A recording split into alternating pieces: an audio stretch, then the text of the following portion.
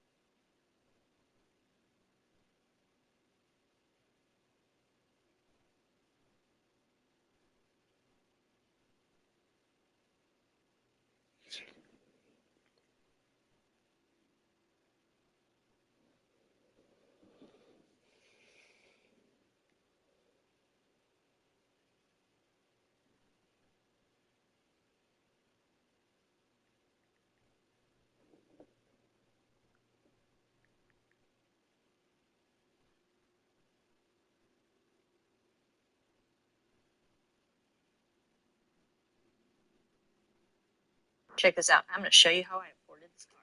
Ready? Okay. $98 for car. Hello everyone, and welcome back to Fortnite Advance. So if you want to complete the Godzilla quest, there is part of the quest that you need to be yourself as a Godzilla. Like each Godzilla quest, you need to be yourself. Like find Godzilla portal and enter it so you become Godzilla. The other part is actually you need to hit the Godzilla if other player got it. Like As you can see on the map right now, by the way, we can see the location of the map like this. This is the Godzilla on the map, and there is other player already using it, and I need to hit that player using different weapons. So I need to either deal the most damage to the Godzilla or hit Godzilla using the squad launcher or ray gun. So we need to find these guns. By the way, these guns can be found in the supply drop around Godzilla. So we need to go there, and hopefully we don't die before this, because of course other player would try to do it as well. But as you can see, guys, we can see Godzilla from so far away, and also we can hit some like these, I think. Oh my god, this is a weak point with the Godzilla.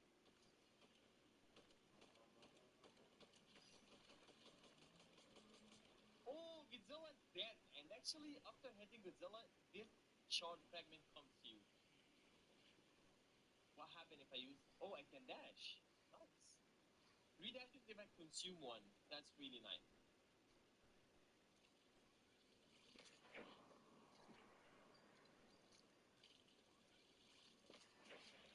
Oh, oh. And by the way, guys, if you deal the highest damage to Godzilla, you will get these two items: the squad launcher and also the Godzilla medallion.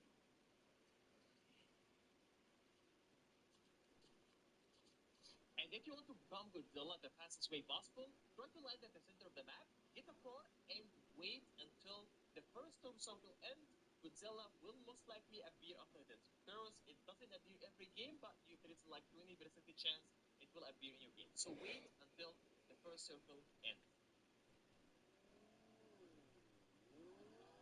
And as you can see, guys, once you see Godzilla, you need to run super fast to find it and become the first player who get it. It's 500 meters. We should be able to do it. Come on, come on, come on, come on, come on, come on, come on. 69 player alive. Okay. Yes!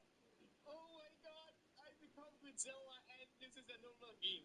It's not battle lobbies or anything. It's an actual game. Let's go, guys! Finally! Oh my god, that was super hard to get it. Oh my god. I think I want to fight Kong. I'm not sure if he actually gonna spawn or not, so let's see. Okay, I see other player fighting. Okay, that's cool. Okay. By the way, guys, there is a quest we need to complete while we are with Godzilla already. We need to destroy structure. We need to roar. Roar actually is like pressing spacebar. So that was the roar, easy. Now we need to actually destroy structure. Destroying structure should be easy as well. Okay. There is a plant here. Okay, we killed him. We need to actually hit that player using our leg. So he's so far. I think there is someone here, maybe. Okay, there are too many. The problem, I cannot even run from them.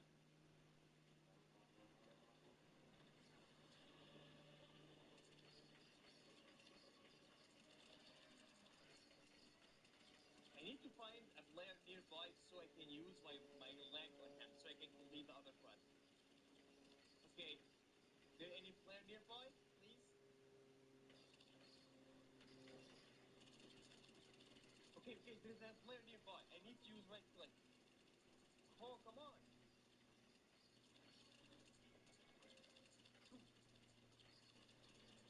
I need to summon that player. Oh, okay, I killed him. Never mind. Okay, I think there is a player in this car. Let's use right click on him. Okay, never mind. The problem, I cannot run faster. So, yeah, there's a player here. Okay, now we need to come closer to that player and use our leg on him. Okay? Okay, he's running. I think he's running. Okay, never mind. He didn't run. He didn't run. He didn't run. Oh my god, he's running. I'm about to die. Please, let me hit you one time. Let me hit you one time. Come on, come on, Let's use it. Oh, let's go. Did we did it? Oh, never mind. Come on. That was a really awesome gameplay. Oh my god, that's huge, guys. So let me check the quest. What the quest did we complete? Okay, we did roar at Godzilla. We did destroy structure. We did actually send opponent flying with Godzilla stop. Well, we did it only 2 times. We need to do it 5 times. So we need to get Godzilla one more time in order to do that quest. But that's pretty much how we're gonna complete the Godzilla quest. Thanks guys for watching. Don't forget to subscribe and see you guys in the next one. Bye. In other news.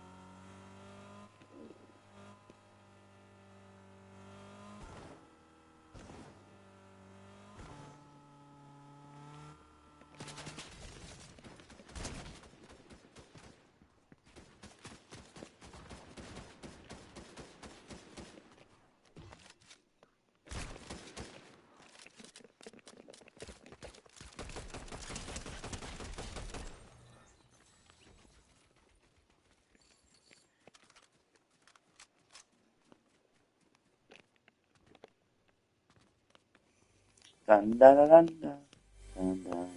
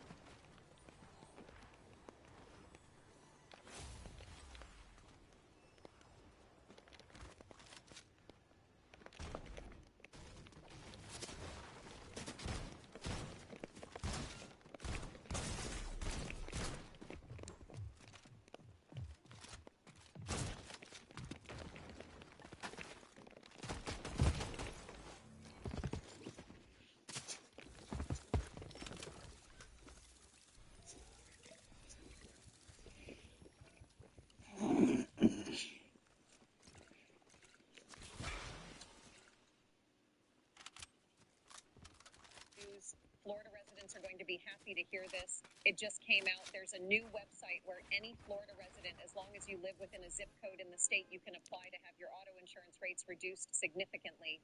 All you have to do to qualify is to have 0 DUIs in the last 5 years.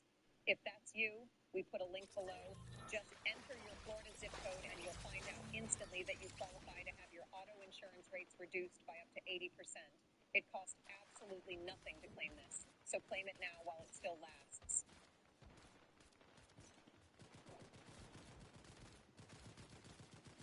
Home appliance repairs can be unexpected and expensive, so how do you... Oh, what is up? Oh, what is up, everybody? Hopefully, everybody's having a great time. And once again, everybody, do not forget to hit the like on the video, subscribe to my YouTube channel, and definitely hit the bell notification.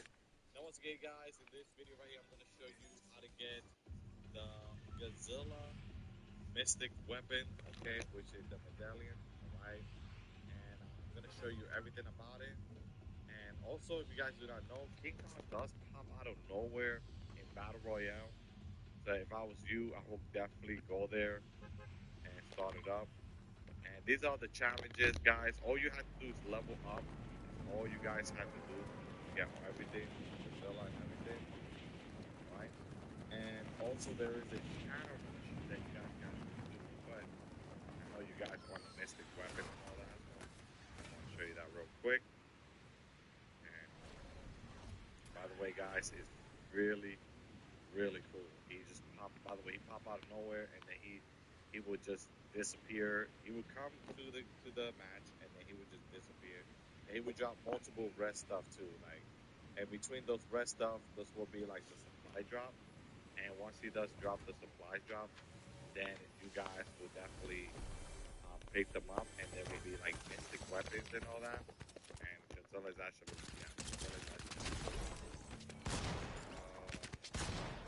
I don't think you can purchase it. I wish you could. Purchase it, right? But anyway, at this moment, he might pop up, he might not, or he might pop up later on. It just depends. Sometimes it takes a good minute for you to see for you to see the King Kong pop out of nowhere. Like I said, sometimes he doesn't. So I just want to let you guys know about that. But yeah, I'm just gonna jump out of the battle bus, and at this moment, guys, what I'm gonna do now is basically wait. Now, like I said, if you want to get the Godzilla Mystic Weapon, you're gonna have to wait for Godzilla to pop up. He will pop up eventually. So I think in the beginning you will see like King Kong pop up, and then as soon as you see King Kong pop up, then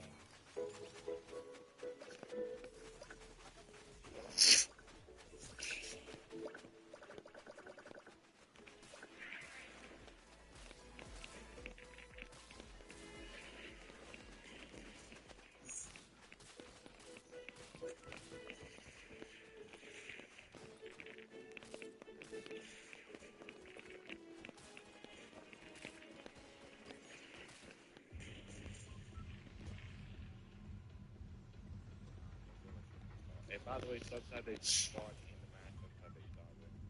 So that's the sucky part about that, but it's completely fine. Okay, okay. So I would recommend you guys to come over here. So let's just do this challenge, and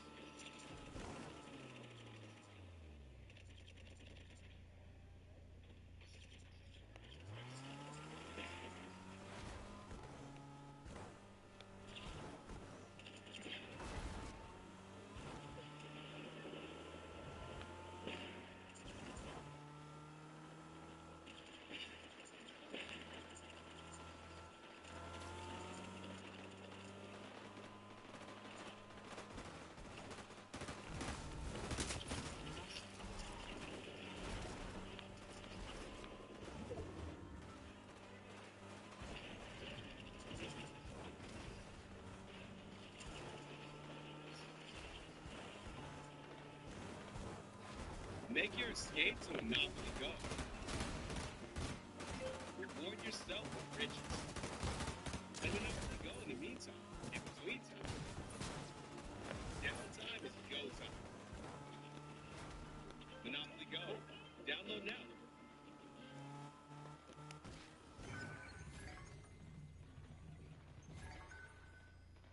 Take your money to the next level and get a 4% APY on uninvested cash. earn a 3% match on qualifying retirement contributions. Join Robinhood Gold now for just $5 a month and get the first 30 days free.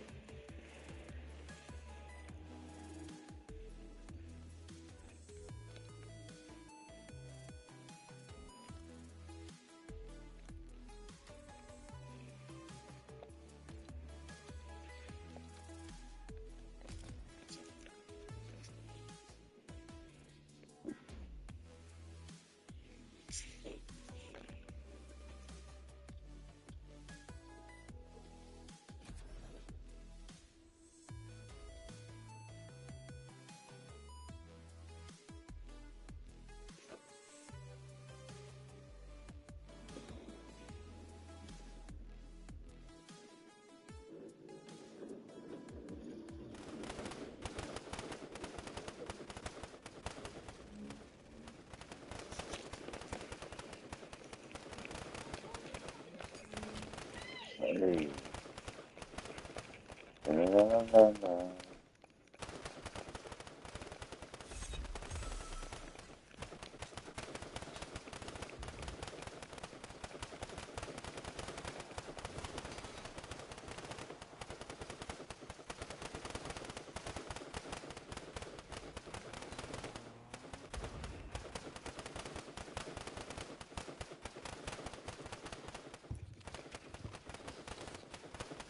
Aria, Da-da-da-da-da.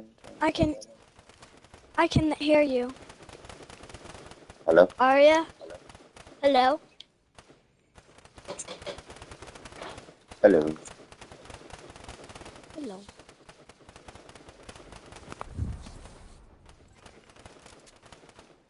Da-da-da-da-da.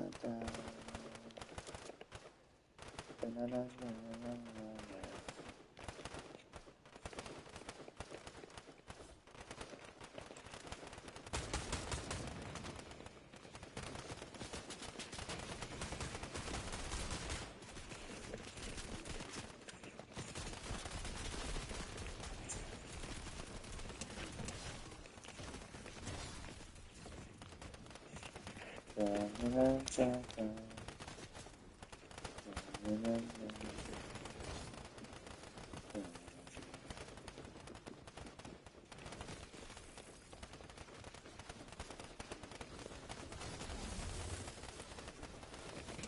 Da-da-da-da-da. Oh.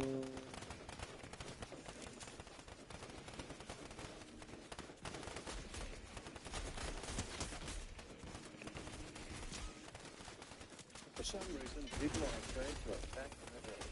I've tried everything, attacking dozens of villages, hoping they'd revenge me, raiding every single player. Oh, we can play with any guy. That's awesome.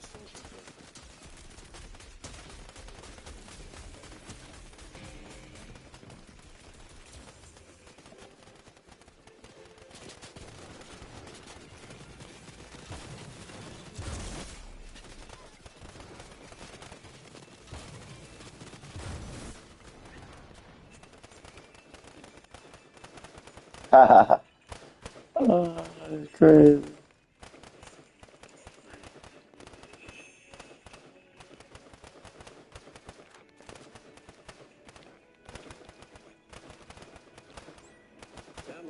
Master now, if you dare.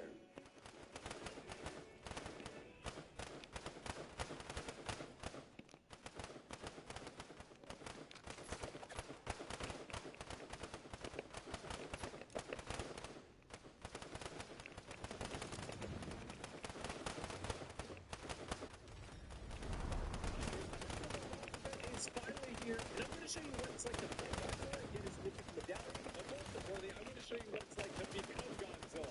It's pretty good. Some initial access world videos to look at that, and 76% you watch me right now, not subscribed. Every single day. So don't miss out. Make sure you subscribe to the more daily. Well, we're in search of I already Godzilla. fought the Godzilla. Not only can they use the transferability, but there's some cars that are going to use the spawn, and I might need to drive over to find out what see what happens. You can mount Fuji in the background. We got a race drive. Oh yeah, see there's cars. Perfect. I'm running down this. Oh, you got the plane? Ooh, got a quick bump. Got him.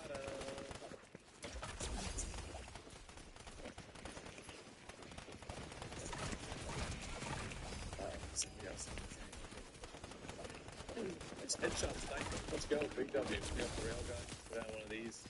Here. Look at that thing. I'll pop it off. Feel like that. Pretty bubble there on the screen. Did I not hack it? Oh my goodness. I'll go to the water. Oh my. Are you kidding me?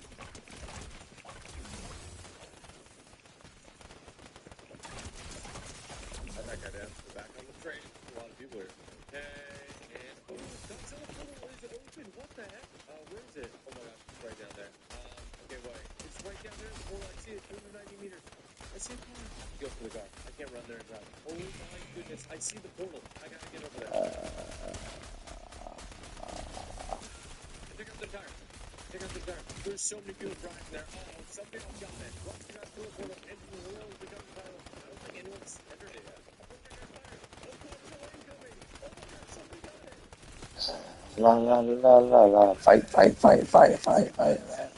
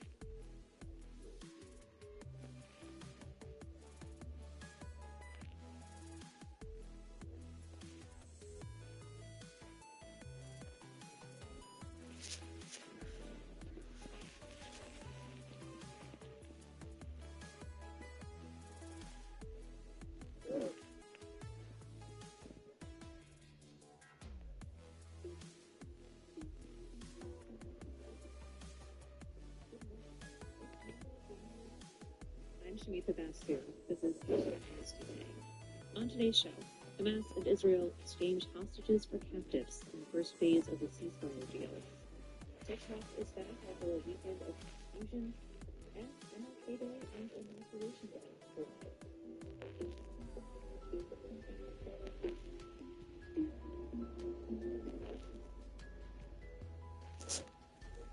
But first, to Washington, where Donald Trump will be formally sworn in as president today for the second time. J.D. Vance will become the third youngest vice president. Some notable attendees include former Presidents Obama, Clinton, and Bush, and former Vice President Mike Pence. Several tech CEOs are also reportedly attending, including Elon Musk, Mark Zuckerberg, Tim Cook, Jeff Bezos, and TikTok CEO Shou Chew, according to Axios. Reason photographers also play ceremonies outdoors to the Capitol Rotunda instead of out on the national mall. Still, thousands of Trump supporters travel to the nation's capital to celebrate the event. Some spoke to the local CBS affiliate. I think this is a pivotal point in America and the world, as a matter of fact, because the people are actually in control now again. And this is actually amazing. And unlike 8 years ago, the counter-protest movement was fairly tame. CNN spoke to people rallying out on the mall. Have people given up? Is the resistance dead? It's not dead. I think that it's taken a beat down now. Because, I mean, with the whole thing with Roe being turned over, it's just been like a gut punch. Meanwhile, in President Biden's final hours in office, he issued a slew of pardons to preemptively protect people who might face prosecution from Trump, including Anthony Fauci, former chairman of the Joint Chiefs of Staff, General James, and members of the January 6th Convention Committee. In a statement, Biden called on public servants who haven't engaged in any wrongdoing. This comes after Trump repeatedly said he would go after his political enemies. The changing of presidents is always historic, of course, but today seems extra significant. Trump will be the first convicted felon to hold the highest office. He's also the oldest president to take the oath, and will enter office with his party controlling both chambers of Congress and a clear conservative majority on the Supreme Court. That gives Trump an opportunity to fundamentally change government, perhaps even more so than he did in his first term. At a rally last night, Trump told supporters that, quote, 4 long years of American decline would end with his inauguration. And he promised a flurry of executive orders. You're going to see something you're going to see executive orders that are going to make you extremely happy. Lots of them. Lots of them. Trump's re-election signaled a deep dissatisfaction among the majority of the electorate with the Biden administration. For Biden, it leaves him in a unique position. If he continues the tradition of leaving the handwritten note for the next president in the desk drawer in the Oval Office, Biden will be the only president to address his letter to the very person who left home for him 4 years ago. To understand this moment of transition and what it means for our country, I called up Peter Baker, who spoke at the end of last week. He's chief White House correspondent for the New York Times and someone who's chronicled the Oval Office for decades. I started by asking Peter how he's reflecting on Biden's legacy and the state of the country that Trump will inherit. Well, Biden's legacy is a little complicated in the sense that he came to office intending more than anything to rid the country of Trump, right? He defeated him, he was very proud of that, and he talked about his goal of moving the country back to some sort of normality. But instead, he's leaving office now, turning the White House back over to the same person that he considers to be a fascist and a threat to democracy. But the state of the country is actually probably better than it has been for a new president going back for quite a number of years. There are no American troops in a war overseas. You know, inflation is now back down to relatively normal levels. Unemployment is near historical lows. The economy is growing. The stock market is so. A lot of food.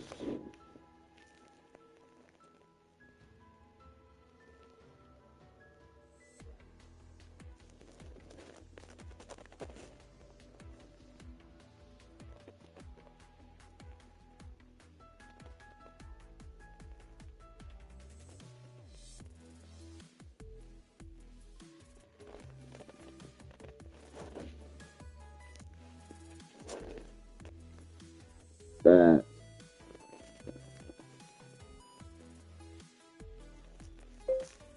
I agree, bro. Lots of people don't use it like that. But they do pay you good money, though. Pay you well.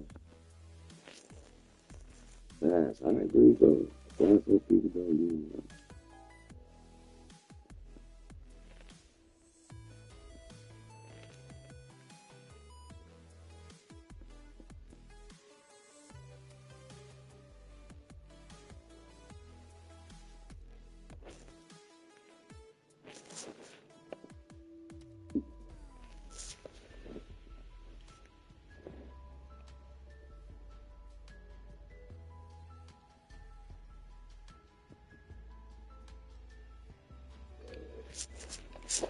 I just don't use it as much. I'm planning to in the future, but I don't. But I don't know. I do have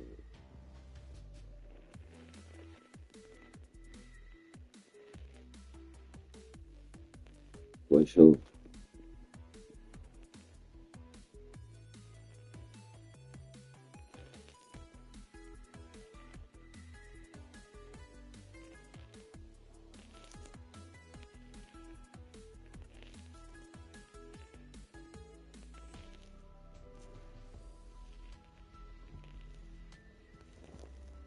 That for sure.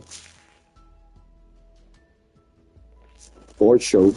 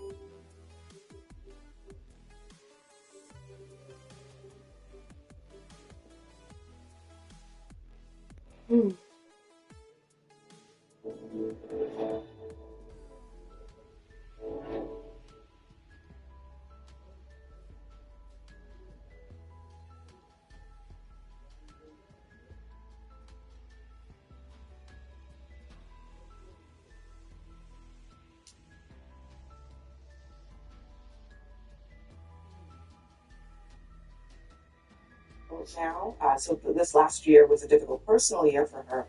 But in recent weeks, she's come out. She's put out her memoir. She's announced a $40 million movie deal with Amazon.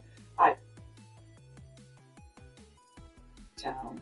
With an inauguration date, people are happy and they are excited. And it's all part of our tradition. That's right. There were more than 200,000 tickets issued to be part of the inauguration, but really only about 20,000 seats inside of that Capital One Arena. So people have been waiting since last night to try and get inside. I want to bring in John Dickerson. And John, you've covered and written about the presidency and Donald Trump. Of course, this is different. He's going to enter with shock and awe. He is going to enter with shock and awe. This is a day of action. Usually, the inaugurations we've covered before, and in history, they are this gentle wade into a presidency. There's a honeymoon to come. Donald Trump is hitting fast right away. That's very different. But what strikes me is what looks similar. Visiting St. John Church. That didn't happen in 2020, as I recall, because of COVID, or perhaps there was some other reason. 2016 was a much different Trump inauguration. So far today, this looks like an old-fashioned inauguration. After the debates about the peaceful transfer of power, certainly in 2020, today's traditions are really an attempt to try to return the idea of a kind of normal ceremonial peaceful transfer of power without all of the drama. Of course, it's early in the day. Yeah, so we heard Donald Trump say last night that he would issue dozens, we're hearing up to 200 executive actions on a number of things. And if you think about that, Margaret, that's what makes this so unique. He's only the second president in history, Grover Cleveland the other, to serve non-consecutive terms. So he comes in with what he calls a mandate, and at the same time knows the White House, knows how to work the levers of government, and so he's preparing to use them. He is, and he seems to have the confidence that a Republican majority in Congress will follow his lead. That's about to be tested as he comes to office, as I'm sure the senator will weigh in later. But we know in this sweep of executive orders, these are things that can be signed in the stroke of a pen. This is why you go to Congress and make something a law if you actually want it to withstand the test of time. Among those, we expect him to issue an order designating Mexican drug cartels as terrorist groups, something his National Security Advisor Mike Waltz shared on the program on Face the Nation yesterday. We expect a number of other things related to the border, but these are things that can also be erased with the stroke of a pen by the next president. So we're going to wait and see what he is able to actually establish as his legacy. And in many ways, what we hear about Donald Trump is that's how he's thinking of these next 4 years. It's the second term he didn't win in 2020, though he claimed he had. It's also striking when I look at Caitlin outside St. John's Church. I had that spot back in the first inauguration, and it was cold. But I remember the feeling at the time was, what is about to happen? The pastor inside, Fox News commentator Robert Jeffress, was known for some of the things he had said that were anti-immigrant, that were anti-Muslim, and there was this sense of, what will that mean? What is the signal here? I also look at St. John's and I think of that consequential summer of 2020 and the Black Lives Matter protests out front. That Lafayette Square area is now renamed the Black Lives Matter Plaza. But I think of that image of Donald Trump with the Bible standing outside, talking about his anger that some of the protests had turned violent and had done some damage somewhere within the church. So as we talk about this new start, it's impossible to forget what happened in those 4 years. And I think we're all still trying to digest and wonder, will it look like those 4 years, or are we preparing for something that truly is a new man, a new presidency, and a different tone for the country? And we'll only be able to wait and see. Well, Robert Costa, I know you spoke with the president-elect over the weekend. How does he see it? It's quite a moment, and it's great to hear your everyday stories from people coming to Washington, Gail. I'm not going to ask you for inauguration tickets, but maybe some concert tickets. We're giving all the full events all the time. I thought back on this weekend to January of 2017, Laura, when I spoke to then President-elect Trump, and about how when he was coming to office the first time, he was, as Margaret just said, this total outsider. He didn't understand the levers of power. He didn't really even understand his own party, the Republican Party. And I remember him reflecting to me back then that he was not really sure what it was going to be like. He wanted to be aggressive, but Washington was a foreign place to him. And now he returns, and he is in total command of the Republican Party. He's comfortable with his agenda. The lawmakers on Capitol Hill are trying to do his bidding.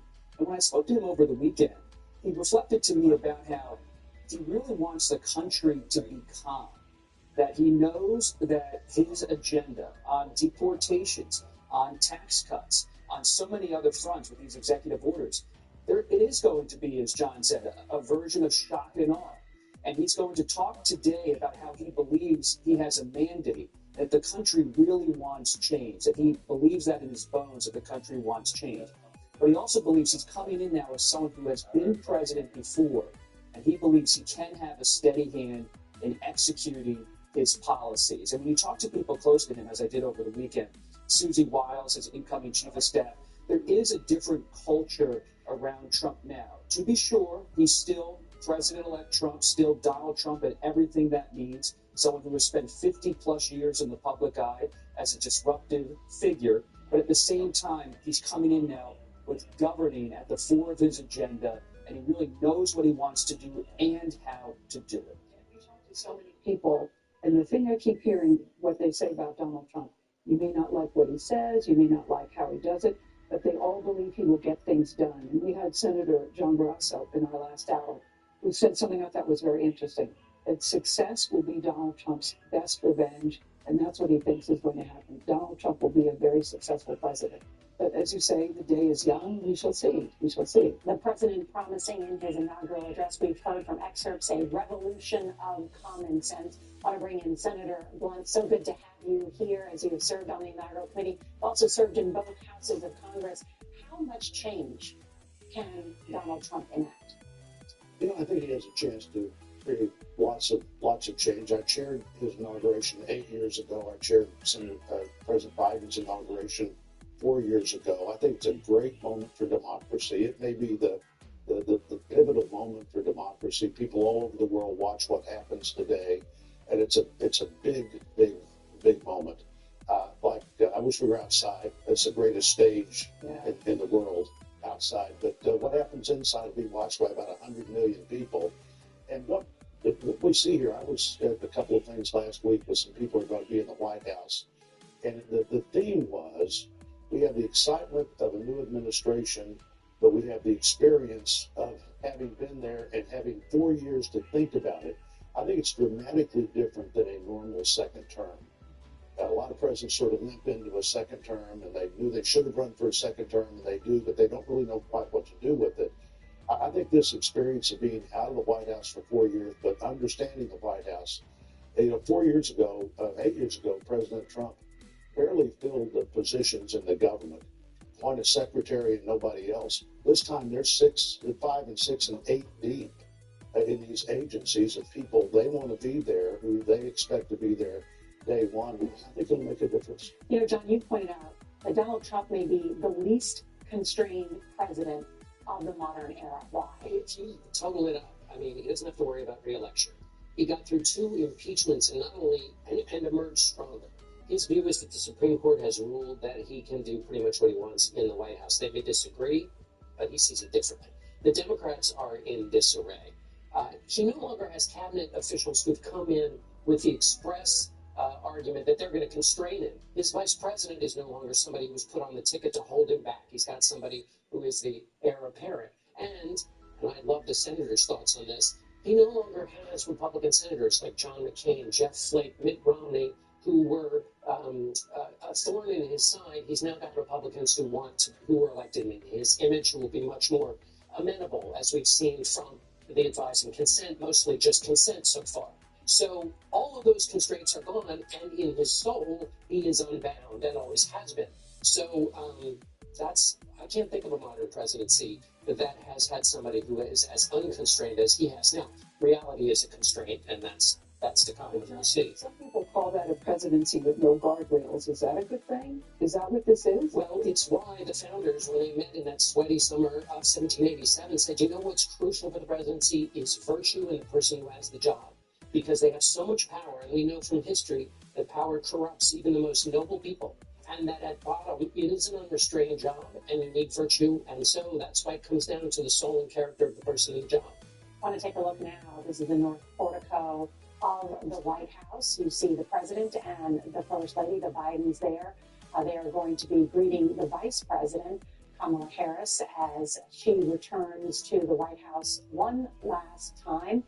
And we should note, too, of course, the president-elect and his wife will soon be making their way to the White House for the traditional tea and a discussion of the two of them together. And then the president and the president-elect will ride together to the United States Capitol. Let's take a moment here and just watch what's happening. Robert? What a moment for President Joe Biden, elected to the Senate in 1972, sought the presidency 1988, 2008, 8 years as vice president to President Obama. Now this political career, after more than a half century, comes to an end. Some disappointment in Democratic ranks, but a lot of pride in President Biden's inner circle about what he accomplished on domestic and foreign policy over the last 4 years. I bring in senior White House correspondent Weijia Jiang. She is at the White House. And Weijia, as we look at these pictures of the president and the vice president, they are leaving office with some breaking news, issuing some final preemptive pardons. What have we learned?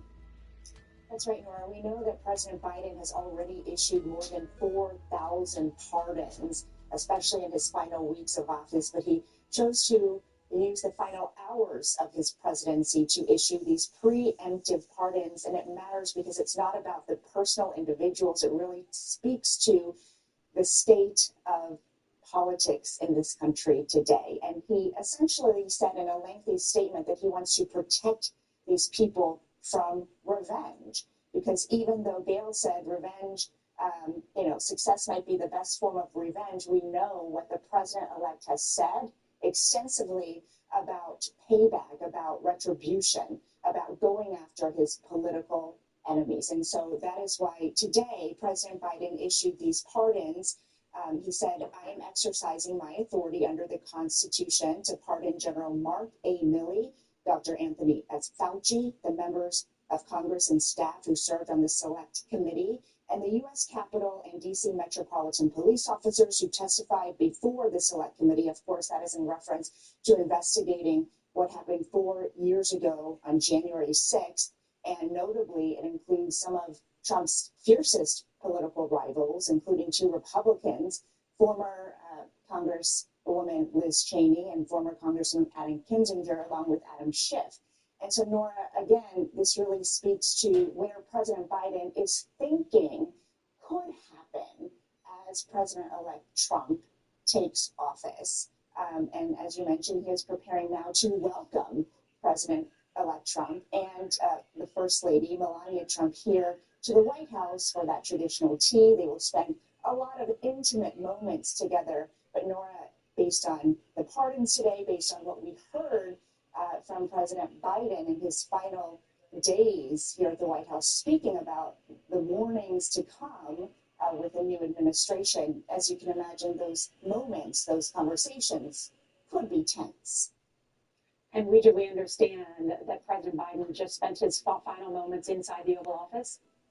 That's right. This morning he received his final presidential daily brief, and I did peek in front of the West Wing, as you know very well. If there's a Marine sentry standing there, standing guard, it means that he is inside the Oval Office, and he was there, but he must have had a quick walk to the North Portico to prepare to welcome guests here to the White House. But I did speak to aides this morning who said it was really important to him to have that time in the Oval, because it's not just capping the past 4 years of his presidency, it is capping an entire political career. And we don't know where he goes from here, Nora, but at the end of today, he will be heading off to California for some rest. And we know last night he said, I'm not going anywhere. He said he wants to stay engaged, and we should expect to hear more of him, Nora. And we understand President Biden left a letter for the incoming president? He is expected to leave a letter, Nora, we are told. Of course, he is an institutionalist, which is exactly why he is hosting the Trumps here, why he is participating in all the traditions. And we know that this letter, that presidents leave for each other, means a lot to Donald Trump because he has spoken about how much the letter that President Obama left him meant to him for years ago. And we know that despite the fact that Trump decided not to participate in all the traditions that we are talking about and celebrating today when it comes to the peaceful transfer of power, of course, he left town the morning of inauguration. Even Trump left a letter for President Biden on the resolute desk of the Oval Office. So we certainly expect President Biden to do the same today. Nora? Let's listen in now to St. John's Church. The president and future first lady leave the service there.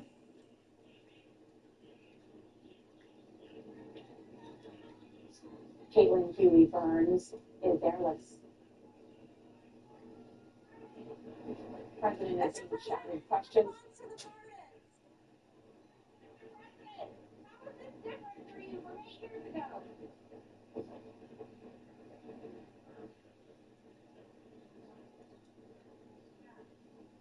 And there you can see the reporters there trying to get some questions to the president-elect. Senator? To this breakfast 8 years ago, there are about 20 people that go, the 6-member congressional committee, the people we've seen going in and out. And then I rode back to the Capitol with just President Obama, President Trump, and I. And that's an interesting ride. That's a ride you wouldn't get to take very often. And it's a big moment. Usually it's happened. Eisenhower was mad at Truman, so he wouldn't go in for breakfast. He waited in his car. But generally, this is a moment where two people and their closest family members who have this unique sense of the power of the office come together, and it's great to see the Bidens starting that moment. I don't imagine there'll be much discussion of any action either of them are taking today. It'll be a very friendly passing of this unique place to live, this unique job, and I think Senator Klobuchar will ride to the Capitol with President Biden and President Trump, and again, another interesting moment. But Senator, what do you talk about in a moment like that? It's you, Donald Trump, Barack Obama. What is the conversation? I'm curious. Well, and actually, my wife, Abby, rode to the Capitol with Mrs. Trump and Mrs. Obama, and she thought she was the person that had to keep that conversation going. But I think President Trump did ask President Obama, what was the biggest mistake you made as president? Okay. President Obama wisely chose not to answer that question. I think he said, it's a hectic job. I haven't had time to think about that yet. Let's go back to political correspondent Caitlin Huey Burns. She's there at St. John's Church. And Caitlin, you can tell us what the president said. I heard him say something while he was pumping his fist. Yeah, Nora, he's actually still in the vehicle right behind me. I don't know if you can see. He just exited the church. It was about a 20-minute long service, and we were trying to shout questions from him. We're standing right across the street from the church. You try to take every chance you can get on a date like this, and he essentially told, we asked, how are you feeling, Mr. President? And he put his fist up in the air and said, very good. He mouthed that to us. That is really kind of all he said. But Nora, this is a moment of reflection before starting a very busy day. There was a lot of pomp and circumstance, and I can tell you, I've covered Trump's campaign through its entirety, and this moment feels a little bit surreal still. He is returning to power in Washington. This is a familiar scene for him.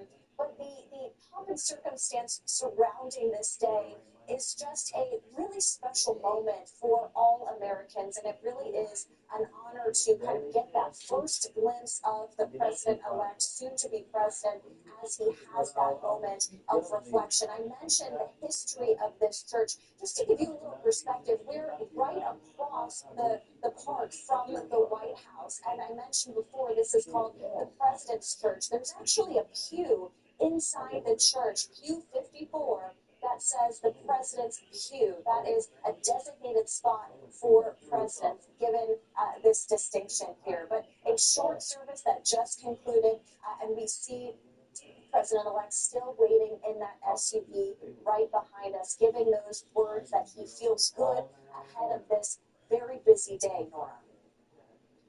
Caitlin Huey Burns, thank you. No doubt the president probably waiting for the cue to make his way then over to the White House for that traditional tea with the President of the United States. I want to bring in Chief White House Correspondent Nancy Cordes. She's in the Capitol's Emancipation Hall, where there are 1,800 seats crammed in there. So, Nancy, I know since the festivities were moved inside, everyone trying to garner one of those last seats inside. What can you tell us who'll be sitting there? That's right. I'll give you a lay of the land, Nora. We are about as close as any journalist is going to get to the swearing-in ceremony itself, now that it has been moved indoors to the Capitol Rotunda, one floor up. There are about 800 seats that have been crammed into the rotunda for the VVIPs. We're talking about family members, cabinet picks, Supreme Court members, members of Congress, and those tech titans that we talked so much about, like Mark Zuckerberg and Jeff Bezos and Elon Musk, who have been specially invited by the president-elect. Emancipation Hall, where we're standing, is normally where visitors come. It's their first stop before they go on their tours of the Capitol. But today, it has been transformed. You can see all the seats that have been set up. And about 10 or 15 minutes ago, they started allowing the first guests in. These are dignitaries, representatives from foreign countries, big donors. We've already seen some familiar faces, by the way, including the mayor of New York, Eric Adams, who just visited with President Trump on Friday at Mar-a-Lago. We also spotted Danica Patrick, the race car driver and Trump supporter, and Nora, the influencers, podcasters, and sometime boxers, Jake and Logan Paul. So that gives you a sense of the type of individuals that we are seeing here in Emancipation Hall. We did manage to get our hands on a program a few minutes ago. This is on every seat, the 60th inaugural ceremonies. This program says the presidential oath of office will be administered to Donald John Trump by the Chief Justice of the United States, John Roberts, and the oath will be issued to the Vice President-elect, J.D. Vance, by Associate Justice Brett Kavanaugh. Among those we expect to attend today, every living former president of the United States. Of course, those we know who will not be here, Michelle Obama, the former First Lady. No official reason given, but we know she...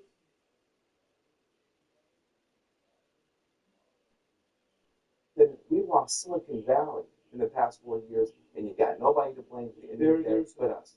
There's a point well taken. There's another element, though, to this, which is Donald Trump has made very clear that he is willing to use the regulatory power, the power of the Justice Department, all levers of power to reward allies and friends, punish enemies, and that has brought a lot of the business community to heel. Yeah. And one of the hindrances that Democrats have is that they believe in rules and laws and norms and institutions. Trump does not, and that is an advantage in this kind of real politics. It's two things can be true at the same time. On the one hand, since Trump, this is the President-elect's motorcade on the move from St. John's Church going to on the one hand, any business would be happy to have no taxes and no regulation. That's just built into the thing. So, and Republicans can benefit from that. But the other thing that's true is Democrats used to take it. Bill Clinton took care of Silicon Valley. You would expect Kamala Harris, being a Democrat, she would take care of Silicon Valley. We didn't do it, so we're paying the price in a way that I think is going to be better. In that room, by the way, in St. John's Church, those people represent the most powerful room on the planet because you have all the types of the tech sector and the incoming president of the United States. And Democrats, if they're kind of flailing, determining who their next leader is, also who's their boogeyman. Is it just Trump? Biden kind of teased this by talking about the corporate oligarchy and the tech industrial complex, which he's identifying something smart, but it goes back to the point. Who in Union Halls is talking about the corporate oligarchy or the tech industrial sector? It underscores what Democrats missed in this election so much, which is you're not talking like normal people. You're not talking the way that Donald Trump is able to actually, and for whatever reason, communicates people better. We just saw the motorcade arriving back at Blair House. Checking with MJB at the White House. MJ. Anderson, this is the very, very final last moments at the White House, of course, for President Biden and First Lady Jill Biden. If you look on your screen there, they posted what I think might be their last selfie here at the White House. Jill Biden posting this with just the caption, "One final photo." Watching these images and thinking about just everything we have heard from our sources in our reporting in recent days, you cannot help but think about just the road not taken for President Biden. And that road, of course, is President Biden not running for a second term and Kamala Harris, or perhaps a different Democrat, getting the full runway to run a full, robust campaign. And obviously, as Democrats had hoped, Donald Trump not getting that second term back into office, and President Biden being celebrated in a different way for all of his accomplishments. And when you talk to even the president's allies, some of the former aides, and those who really fully supported him during his first term, there is a lot of anger for the promises that President Biden reneged on. That, of course, starts with the decision to run for a second term, even though he had initially promised he would be a transition and a bridge candidate, and then the decision recently to pardon his son, Hunter, after repeatedly having said that he wouldn't do so because he believes in the integrity of the judicial system, and then, of course, followed by what we saw this morning, these preemptive pardons of people that President Biden believed would be persecuted by the incoming president. That potential erosion in trust in the judicial system that could be sparked by President Biden's decisions. President Biden, who has called himself his entire career as an institutionalist, somebody who strongly defends the judicial system, I think the irony of that potential is very hard for some of his very own supporters to accept, and clearly is a reality of how much, in big ways, his last final days and moments in office and in his presidency, how they have really been tarnished at the end, Anderson. MJ, thanks very much. You're seeing the Vice President Kamala Harris, Governor Doug Emhoff. They are going to be receiving Vice President-elect J.D. Vance and his wife. We've seen that Trump's returning to Blair House. They will soon be received by President Biden and Joe Biden. The relationship, obviously this is a fascinating moment. The relationship between President Biden and President-elect Trump, it is just going to be fascinating to see those two. That was strange here. There is no relationship. The vice president did not invite the vice president-elect to the Naval Observatory, as tradition. So I think this will perhaps be their it's first meeting.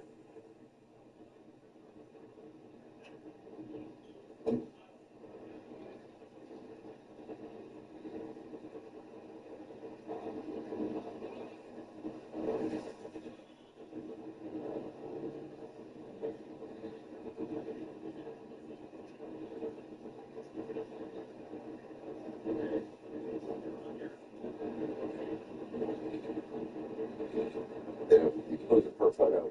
Sorry, I was going to say, and you remember J.D. Vance during the Tim Walz and the presidential debate. Everyone was kind of expecting to see, this kind of pugilistic vice presidential nominee, and J.D. Vance comes out, and butter couldn't melt in the guy's mouth. He was so kind and genteel and nice and a different kind of guy. And I'm sure that's the vice president-elect who's walking in there, not someone who's holding a grudge, but someone who's not the guy who. Is it just me, or does that feel like 1,000 years ago? Debate. A few weeks ago. So we've been through a lot of Bronco chases and slow car rides through Manhattan. What's so amazing is how young J.D. Vance is. We're not talking. Our millennial VP. We act like it's normal for a 40-year-old. But think of the arc of J.D. Vance's life. Yeah, it's the an arc first of thing his is what we're seeing inside the Capitol Rotunda, where the inauguration is actually. Quite a different scene than 4 years ago. But just step back for a second. Let's think about J.D. Vance, a guy who was, left his mom, who was had substance abuse issues, raised by his grandmother, barely graduated from high school, didn't have a future, enlisted in the Marine Corps, grew up in a kind of a dead end town in America. The Lincoln Combined Choir inside of Rotunda. You ever regardless of anyone's political views on J.D. Vance, I mean, it's true incredible. American Yeah, success. incredible arc. And Well, you can see his mom spoke the other night, and it's got to be an incredible story in America. But you to celebrate that. And there are two success stories here. The other one is Kamala Harris, and I just want to give her due because she also came from humble beginnings, humble background, fought to be the first woman of color DA, Attorney General, Senator, Vice President, and when the baton was dropped, she picked it up, and a lot of people stood with her and believed in her, and she has shown, at least today, the grace to stand there. She's the person that had to say officially, Donald Trump is now president of the United States, and she played that role. I'm sorry, finish, please. No, Well, one of the things that when you mentioned J.D. Vance and how young he is, we have a one-term president here. I mean, Donald Trump can't run it again. And so the question is, does Vance become the inheritor of a movement that is vibrant, that he can carry forward? He has more at stake in what happens in the next 4 years than Trump is. And it'll be a very interesting dynamic to watch unfold because Donald Trump really has 2 years to enact his agenda until the midterms, where we would expect Democrats may win back the House. And at that point, J.D. Vance is going to start thinking about his political future. Something Donald Trump doesn't love is when his VP may be sitting as campaigning or thinking about the next thing. That's going to be interesting. Just listen in. Yes, I'm not hearing it.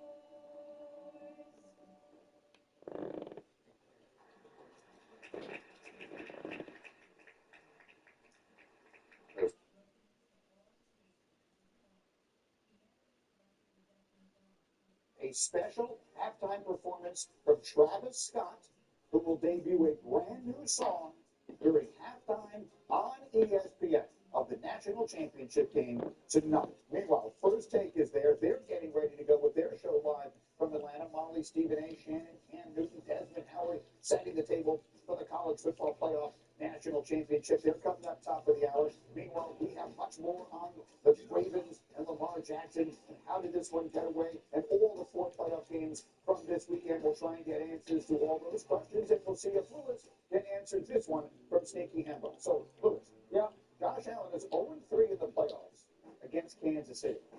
Who's the only quarterback who lose 4 games to the same team in the playoffs? The answer is next. That's a good question. That's a terrible question because you just gave me the answer that I was going to say. Now I'm going to have to like Google it or cheat or something. Tell me about all the ingredients in guacamole. So we have fresh lime juice, we have cilantro, and we have red onions, jalapeno, and avocados. And we hand chop everything every morning. You'll know how real it is because of how it tastes. I'm certain it's level 5. Are you? Like it's hard. There's our game balls presented by CDW here on DMFB. Look at that postseason lineup. Ooh. The Pro Bowl games are here. Advance to the next level. Time to level up. Turn up.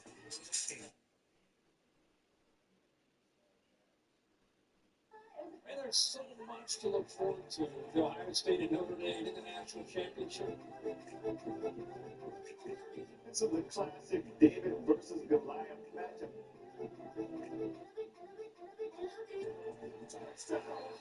Takes the lead. Stomp and score. The kick is good. The dream season continues. Sports Center is brought to you by AT&T. AT&T Playoff Playlist Live brought College Football Playoff Championship Weekend. Hope you enjoy the game. Lowe's knows it's easier to make the right calls when you have the right team. Dak going for it, and he fumbles. Brilliant recovery with the Lowe's app. He always delivers. And so does the Lowe's app. In-store, online, our Lowe's team has you covered. I bet it feels like your story is like no other. Your ring can be too. Find yours and save up to 35% off. Only at Okay. Go, Silverty. Ain't letting out no motherfucking money. Get it? I ain't motherfucking it. Now that's what I got to motherfucking do. I ain't biting my motherfucking tongue. I'm gonna tell you exactly how I motherfucking feel. And wherever it goes, it motherfucking goes. I'm focused on Getting 2 of your favorite Wendy's items for $7. motherfucking Like a spicy chicken sandwich, Dave's simple or 10-piece meals. Well, today's the day that all this specific dream comes true. at 20, 25. That's what everybody knows. 2 plates for just $7. I ain't letting out no motherfucking money. Get it? I ain't motherfucking it. Now that's what I got to motherfucking do. I ain't biting my motherfucking tongue. Isn't that where the dog beds go? Yeah. Motherfucking tongue. I'll tell you exactly how I motherfucking feel. And wherever it goes from there, it motherfucking goes from there. I'm focusing on me. I'm focusing on motherfucking me. I told you it'd be funny.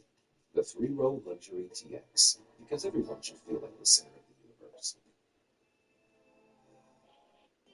So it may motherfucking concern. Don't worry about my motherfucking self. At 20, 25. That's what everybody knows. I ain't letting out no motherfucking money. Get it? I ain't motherfucking it. Now that's what I got to motherfucking do. I ain't biting my motherfucking tongue. I'm gonna tell you exactly how I motherfucking feel. And wherever it goes from there, it motherfucking goes from there. I'm focusing on me. I'm focusing on motherfucking I got a message for all TikTok people. Y'all see this right here? This is Cropped hairs for my face. nobody can't read it, but it say unlawful in the TikTok has every day once for the U.S. Unfortunately, that's the big dad. Can't use it. I don't mind with the sauce. I'm sorry. I'm from New Orleans. So I'm How can you get your protein? This is how everybody gets sick. The food is not real. The food is not real. This is how everybody gets sick. Guys, this is a whole new I just got this for DoorDash. Introducing McValue. At McDonald's, with good value when I buy a sausage burrito, I These get are an order that I hash take browns to for keep only my $1. blood pressure down. Let's start You every day guys. with more This way options to you earn might those have no $7 heart attack. for This way less. keep your heart strong, you guys. You do this every day, you guys. This is a mixture blend of herbs, you guys. The one herb that I have in here, you guys, is called chocolate. Five is Is it hot? Is it just soup that eats something?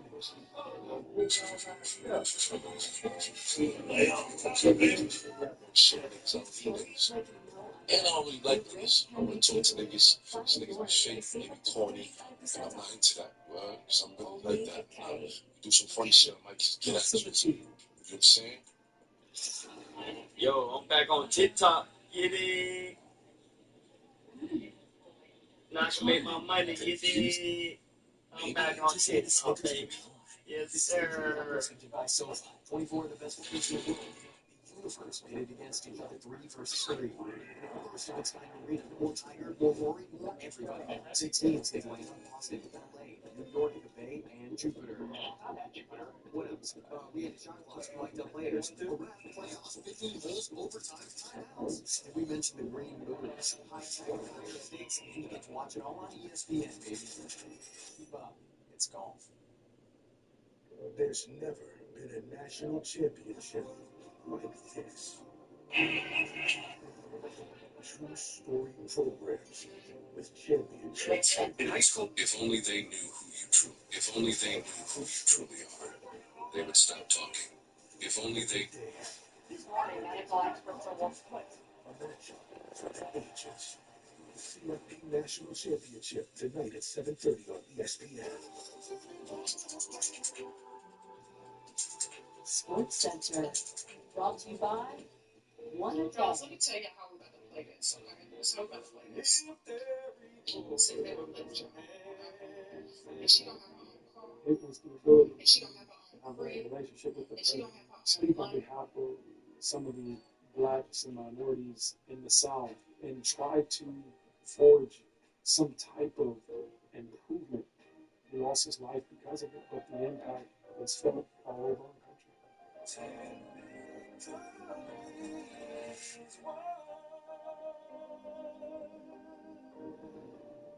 Starts the Talladega at Sports Center and rolling on. We'll show you how the Bills got to Kansas City in that AFC Championship game. Here comes Lamar Jackson. Orchard Park and snowy. He's got on strength conditions. Under 4 minutes left in the first quarter. Looking at the shot making, and you see the replay position. He gave up on the route. Lamar's like, what's going on? Picked off by Taylor Rapp. Lamar has 1 interception a month all season, so just his 5th of the year. And this, a high snap to Mark Hamlin with the sack. The ball is out. There goes Von Miller. All the way to the Ravens' 24-yard line from Lamar. First game with 2 turnovers in the first half since week 12 of 2021 against the Cleveland Browns at 11. Going into halftime, Josh Allen certified of our defense. Out of himself in the fourth quarter, Ravens to a 5 deficit. Lamar stepping up, finding up Andrews like the middle. Oh, I'm trying to do too much. That was well for Yard. It comes to the ball for even Yard dog. We say we're so motivated on this man. It's enough practice to be Lamar in the pocket plenty of time. Gotta have it. It's down and that the top left extended play only measured 3. How much is that? Likely. Incredible throw. Ravens now a 2-point conversion away from going to overtime. With Sean Harbaugh telling us what we already know. Got to go for 2. Finding 89. Mark Andrews only had 2 drops all regular season. Hadn't had a drop since week 6. It slips out. It's heartbreak for the Birds. The Bills hang on to win 27 to 25. Look at the bracket now. The Bills do get that rematch with the Chiefs in the AFC title game. They face Kansas City in Kansas City on Sunday, 6:30 Eastern time. NFC title game, we'll see Jaden Daniels and the Commanders head to Philly to take on the Birds on Sunday at 3 Eastern. A couple snug lines. TikTok, I got some wild shit to tell y'all about radios. Y'all will never guess what I'm about to tell y'all. For those of y'all who old enough, y'all know. And for those of y'all who don't know, y'all gotta listen up, man. So this is 17-year NFL veteran Ray Lewis. He's won 2 Super Bowls with the Baltimore Ravens. But it's a deep dark secret that y'all might not know about. Ray Lewis was actually charged with murder. Him and 2 of his friends. It was 2 victims stabbed at an Atlanta club during the Super Bowl in 2000. In the year 2000, and 2 people was fatally stabbed at a club and ended up passing away at the hospital. Who are these 2 victims? You might ask. So I'm picking the Chiefs.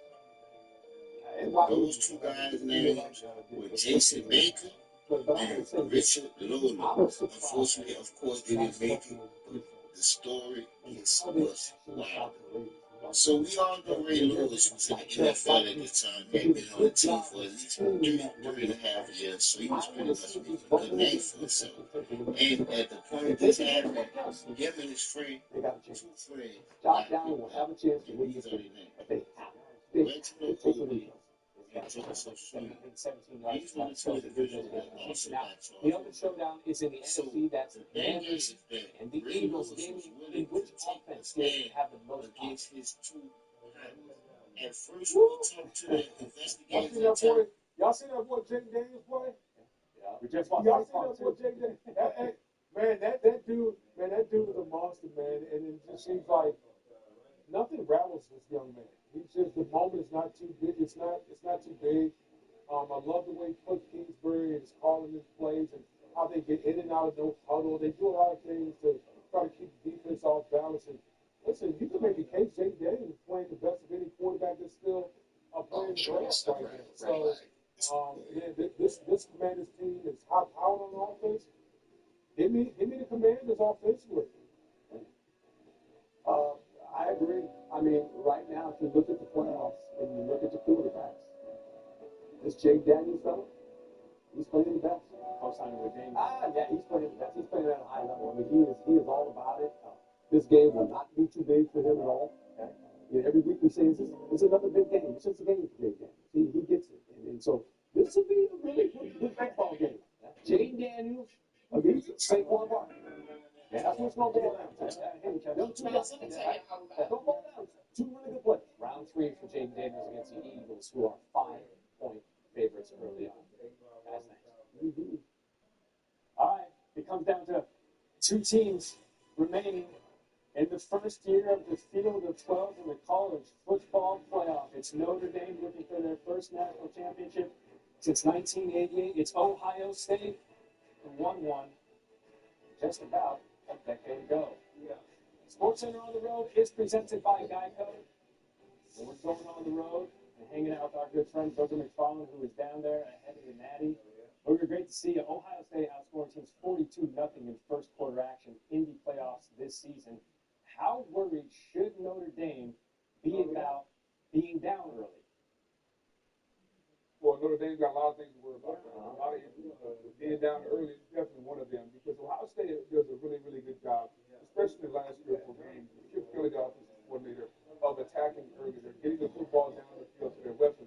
And if you're Notre Dame, you've got to be able to withstand the early onslaught. I think the worst thing for an underdog is to get down early. You want an underdog to be confident. You want an underdog to play. You want the team that's the favorite to start to get a little bit of nervous. So it is imperative that if you're Notre Dame, you do everything you can to make this a game at the end of the first quarter. On the flip side, if you're Ohio State, baby, you're coming out. And Jeremiah Smith only had 1 catch for 3 yards, guys, against Texas. Something tells me they're going to get him the ball early and often to get him involved in the game and see if they can get a big lead against Notre Dame. In Notre Dame's defense, they haven't allowed a They're doing that for their double curse on Jeremiah Smith. They know Jeremiah Smith a threat. All right, speaking of Ohio State, Will Howard has been an amazing book so far. QBR of at least 90 and all.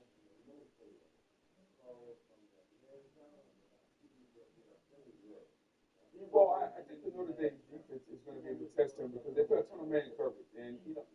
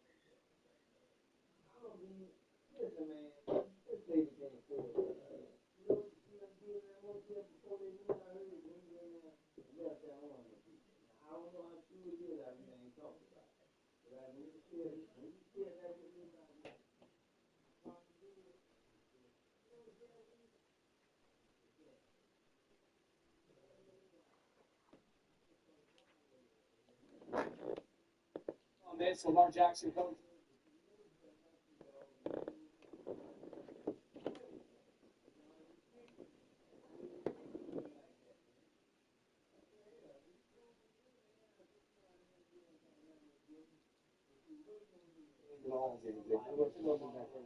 Yeah, that's exactly right. Come on, man. Hey, here's the guy, JD, throwing it deep. Oh, boy. How about that rainbow throw? How about the accuracy of this throw? Double coverage, man. And that's great coverage. Just a nice catch, concentrating on the ball. DeAndre Brown's really stepped up. Yes. Really stepped up this game. Last 5 games or so. Ravens, Bills, number 8, Josh Allen to Khalil Shakir. Sort of has to come back to it a little bit. Knew he was going to Nice catch. That's an explosive play. They were hard to come by. Oh, boy. But Josh Allen is the guy. There's no doubt about that. Back at Ford Field. Oh, boy. The Lions have some hitters, too. Some trickery. Some trickeration is right. Really, man. Down the corner. Oh, look at him go. You know, this was one of those games that went back and forth. But Jay Daniels kept making plays to keep him in the game. 61 yards. Jameson Williams to the house. Lions to a former Lion, number 6. Matthew Stafford deep for DeMarcus Robinson. Helps his quarterback out. Wow. Takes it away from the defender, Isaiah Rodgers. How good is Matthew Stafford in this passing game for the Rams? They were scary. I mean, this is a scary team, this Rams team. They're going to get better, too. They're a young football team. Coach, remember that song, Hit the Quam? Oh, yeah. I love Memphis. How about Jared Goff? Jared Goff, can't say enough about him and what he's done, but this was a bad day for Jared Goff. He had a day similar to this against the Texans. They won with the 5 turnovers against Washington. No, didn't work out. He hit the farm. Big 6. On Martin. Rams, Eagles in the snow. How about this guy? Hey, we can do better than 60 yards early in the game. How about 78 yards today? How about this? He runs fast in the snow, too. It's fast. It doesn't matter. He just runs fast. Yeah, there's all weather tires. Yeah. Those are important this time of year. They are. Right? Tread. Uh-oh. This guy's really good, this Mahomes fella. Falling down. And that's the guy. And I don't know. This start to him. They're all standing around looking at Kelsey. 3 guys looking around standing at Kelsey. Unbelievable. Number 2, Rams, Eagles. Yeah, he shows up. What you say? He shows up in January. Like, This throw here. Great catch. Really outstanding coverages. Great catch. Got his feet down. Boy, take it out. Inside the city. Unbelievable. Wow. All right, back to Commanders, Lions. Play number 1. From the Lions, Sam LaForda stuck out that big hit. Oh, boy. How about that? How about that? Come on. This was a fun game to watch. It was back and forth, back and forth. Outstanding game. Well, hey, these teams championship weekend, plenty familiar with each other. Round 3, Commanders, Eagles, and then Josh Allen gets back. Oh, boy, I can't wait.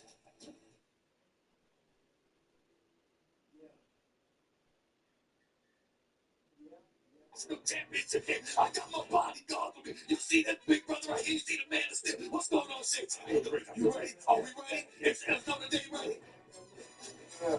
Stay ready. Be ready. No, we ready. It's no day. Yes. Ready.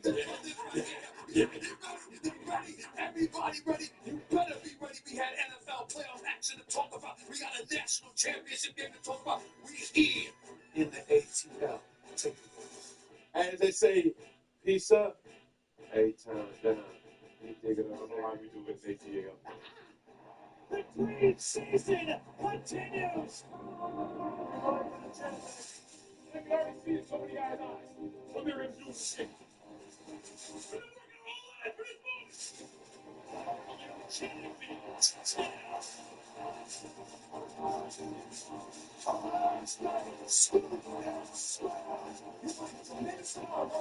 get to this point, give it all.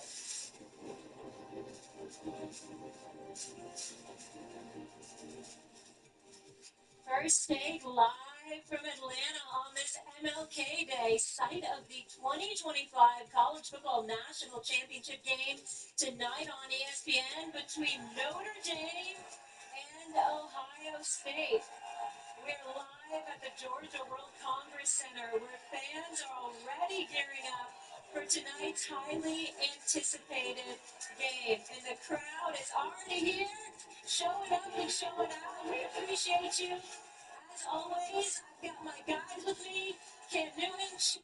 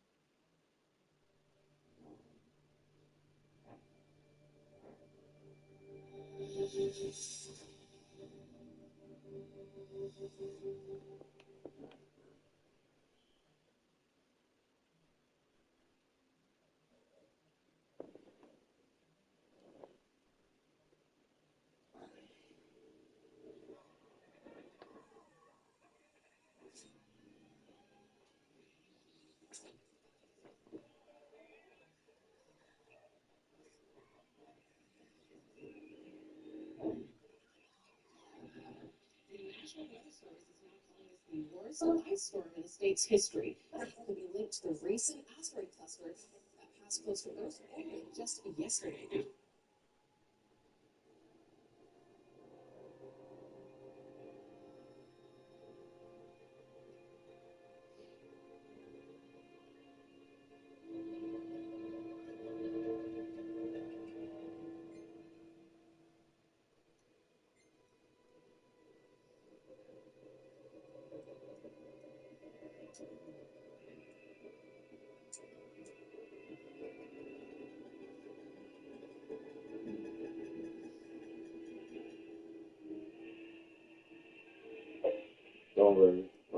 Just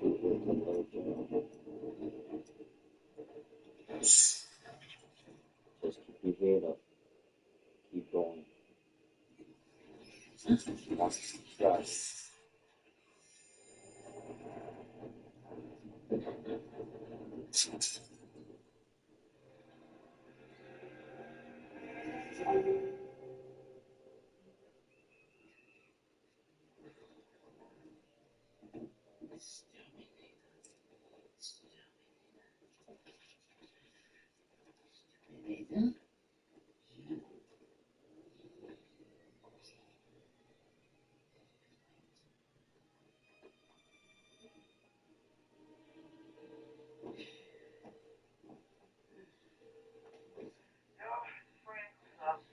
Seven voices in my walls, like an animal.